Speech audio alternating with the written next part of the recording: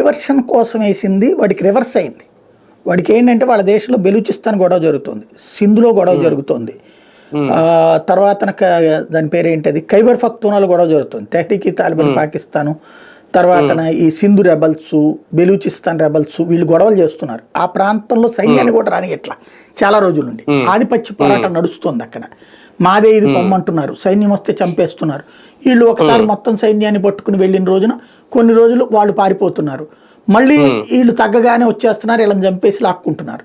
ఒక రకంగా చెప్పాలంటే అక్కడ బర్మా తరహా వాతావరణం ఉందన్నమాట. బర్మాలో కొన్ని ప్రాంతాల మీద బర్మా ప్రభుత్వానికి ఆధిపత్యం ఉండదు, అదే పరిస్థితి ఇక్కడ కూడా ఉంది. ఎట్ ద సేమ్ టైము అక్కడ పబ్లిక్ అన్రెస్ట్ పెరిగిపోయింది. ఇమ్రాన్ ఖాన్ని జైల్లో పెట్టి అతని పార్టీని రద్దు చేసి అతనికి పోటీ చేసే అర్హత లేకపోతే అదే పాకిస్తాన్కి సంబంధించినటువంటి తెహ్రీక్ ఇన్సాఫ్ పార్టీ ఏదైతే వాడిది ఉందో వాళ్ళు ఇండిపెండెంట్లుగా పోటీ చేస్తే అత్యధిక సీట్లు వాళ్ళే తెచ్చుకున్నారు. దాంతో వాళ్ళు ఇమ్రాన్ ఖాన్ ప్రధానం చేద్దామంటే ఈ షాబాజ్ షరీఫ్ వీళ్ళని పట్టుకుని సైన్యం వీడు నడిపిస్తున్నాడు అక్కడ. కాబట్టి అక్కడ వాళ్ళు అరెస్ట్ అయ్యారు. ఇదంతా డైవర్ట్ అవ్వాలంటే ఒక జాతీయతాభావం రేపాలి, భారత్తో గొడవలు వచ్చినప్పుడు జాతీయతాభావం రేగుతుందన్న ఉద్దేశంతో ఈ గొడవ సృష్టించారు వాళ్ళు కావాలని. రిలీజియస్ ఇష్యూ క్రియేట్ చేయాలని చేశాడు వాడు ఎవరైతే ఆసిఫ్ మునీర్.